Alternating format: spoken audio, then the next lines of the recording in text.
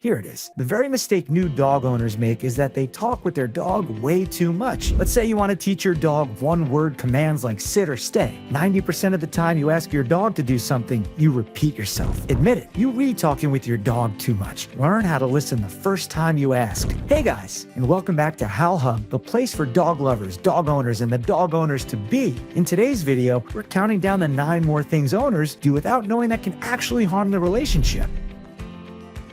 Number 9, giving treats to stop bad behavior.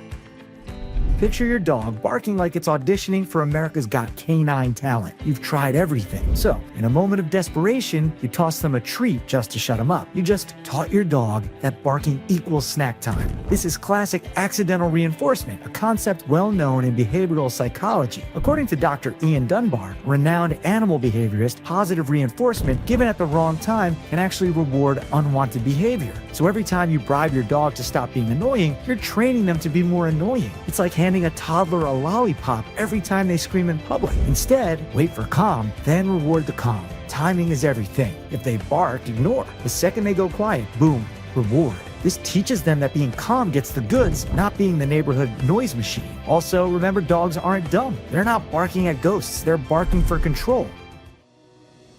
Number 8, comforting them when they're scared. There's thunder outside. Your dog's eyes go wide, they dive under the couch, and you rush over with a soft voice, cuddles, and maybe a treat. You think you're being comforting, but to your dog, you're throwing a party every time they panic. According to veterinary behaviorists at Tufts University, comforting a dog during fear-based reactions can accidentally reinforce the fear response. See, dogs are smart. They associate your loving attention with their anxious behavior. Over time, they learn that if they freak out, they get affection. It's like if someone gave you chocolate every time you screamed at a spider. You'd be screaming at ants for dessert. This doesn't mean you should ignore a terrified dog, but instead of over-coddling, try redirecting. Toss a toy, play a game, act like nothing's wrong, and your confidence becomes their comfort. And yes, it feels unnatural, because your human instinct is to nurture, but your dog doesn't speak human. It speaks action and consequence. So the next time your dog's trembling like a wet leaf, skip the baby talk, be chill. Because if you're acting like the world is ending,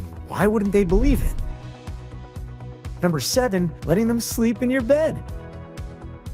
You've got a cozy spot, your dog's got a cozy spot. Suddenly, your dog's head is on your pillow, their paws are wrapped around your blanket, and you're stuck on the edge of the bed like a sleeping contortionist. It's cute until it's not. According to the Journal of Veterinary Behavior, letting your dog sleep in your bed can blur the lines of authority. They start seeing themselves as an equal, or worse, the alpha of your bedroom kingdom. You're letting them into your sacred space, and, well, they're not paying rent. While it's tempting to let them snuggle, every time you make exceptions, you're teaching them that they get to set the rules. Soon, they'll be pushing you out of bed, literally, and demanding their spot on the couch too. To fix this, create boundaries, give your dog a comfy spot on the floor or in their own bed. If they come to your side of the bed, calmly redirect them back. It's all about establishing a healthy hierarchy, your bed, your rules. And hey, your back will thank you, because sleeping with a 50-pound furball is fun until it's not.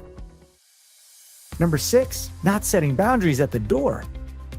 Your doorbell rings, and it's like the WW intro for your dog, barking, jumping, zoomies across the living room. It's chaos. And what do? You open the door anyway, let the chaos reign. The bad news is, you've just taught your dog that acting like a lunatic gets rewarded with new humans. According to the Journal of Veterinary Behavior, routine triggers like doorbells can become associated with high arousal responses when not properly managed. And the more it happens, the more your dog learns the behavior. What should you do instead? Before opening the door, get your dog to sit. Stay calm. Use a leash if necessary. Only open when your dog is in control, not when it looks like it's auditioning for a monster truck rally. You're not being mean. You're setting structure, because a dog that can't chill at the door becomes a hazard, especially when grandma visits and gets tackled like a linebacker. Number 5, letting them jump on people. Your dog jumps up to greet you, their tails wagging, their paws are on your chest, and you're like, "Av, someone missed me." You laugh, you pet them, maybe even say, "Who's a good boy?" Spoiler, not you. Every time you reward jumping with attention, positive or negative, you're encouraging it. According to the American Veterinary Society of Animal Behavior, attention is one of the strongest reinforcers for dogs. Whether you're petting, scolding, or accidentally squealing, it's all gold to them. So when your dog goes kangaroo on your guests, they're not being rude. They're doing what you taught them. To fix this, ignore the jump. No touch, no talk, no eye contact. Turn away like they owe you money. When all four paws hit the ground, then give the love. Consistency is key here, or else your dog becomes a professional people launcher. It's not about being mean. It's about teaching your dog that affection isn't earned with flying squirrel moves. Grounded dogs get glory. And honestly, your grandma's hips will thank you. Number 4, giving in to begging. You sit down to eat, and suddenly there's your dog staring at you like they haven't eaten since 1997. The head tilt, the little whine, the paw on your leg, it's a full Oscar-worthy performance. And you cave. You slide them a bite of chicken, just a tiny piece. No big deal, right? It is. According to the American Veterinary Medical Association, feeding your dog from the table reinforces begging behavior and leads to long-term behavioral issues, including food guarding, obesity, and constant mealtime harassment. What you see is kindness, your dog sees a strategy. They beg, you break. It's a solid business model. Over time, you're not feeding your dog. You're being trained by your dog. To fix this, teach your dog that begging gets them absolutely nothing. Instead, have them lie down in their designated spot during meals and reward that calm behavior after you're done eating. Because once you start handing out snacks like a vending machine, you can't blame your dog for pressing all the buttons. Number 3, ignoring their bad behavior for too long. Your dog chews up a shoe, digs a hole in the backyard, or steals your lunch, and instead of addressing it, you shrug and say, "It's fine, they're just being a dog." But ignoring bad behavior only teaches your dog that bad behavior is okay, and that it can happen without consequence. A study published in Animal Behavior found that dogs quickly learn that bad behavior gets them what they want if it's not corrected right away. And truth be told, you're basically handing them a free pass to chew through your entire wardrobe because you're too busy scrolling through Instagram to notice. To fix this, catch the behavior early. If they're digging, chewing, or pulling off some mischief, interrupt it with a firm no or a distraction. Immediately redirect them to a positive behavior and reward that. The more consistent you are, the quicker your dog will understand what's off limits. Your dog isn't a little delinquent by nature, they're just learning the wrong lessons. Step up as the leader they need and stop letting them get away with canine crime. Number 2, command consistency.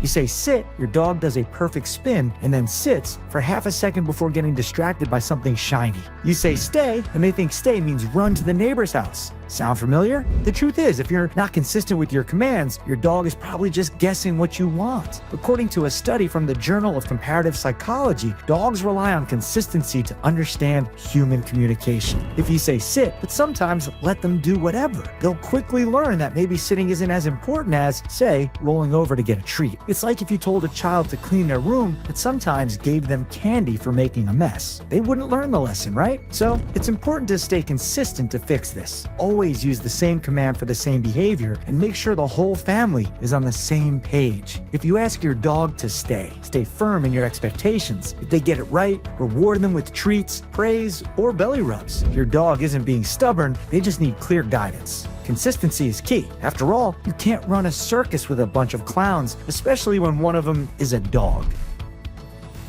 Number 1, letting them pull on the leash. You clip the leash, step outside, and suddenly your dog turns into a one-dog mushing team. You're not walking them, they're hauling you like a shopping cart with no brakes. Every time you allow that pulling to continue, you're reinforcing it. Research from the University of Lincoln shows that dogs constantly repeat behaviors that lead to a desired outcome, like reaching that fire hydrant or sniffing that mysterious bush. In your dog's mind, pulling gets results. They tug, you follow, and the habit strengthens. You might think you're just keeping the peace, but to them, you've agreed to be the sidekick. To fix this, stop moving the second the leash gets tight. Don't yank, just freeze. When your dog relaxes or checks in, reward that calm behavior. This trains them that walking nicely gets the reward, not chaos. You're not just taking a stroll. You're teaching your dog how to move through the world respectfully without treating you like a human sled. All right, so we've covered the biggies. But let's be honest, how many of these did you catch yourself doing? Don't worry, you're not alone. In fact, every dog parent has been there, and it's all fixable. Now it's time for you to level up your training game and turn your furry friend into the well-behaved companion you both deserve. And there you have it, the top 10 things you're doing that are accidentally encouraging bad behavior in your dog. If you found yourself nodding along or laughing in horror, give yourself a pat on the back for realizing it before it got out of hand. But hey, don't just stop here. There's plenty more dog wisdom where that came from. Make sure to check out the 11 most fearless breeds in the world. If you enjoyed the video, don't forget to like, subscribe, and hit the bell so you never miss another dose of doggy knowledge. Keep those tails wagging and those paws in line. We'll catch you in the next one.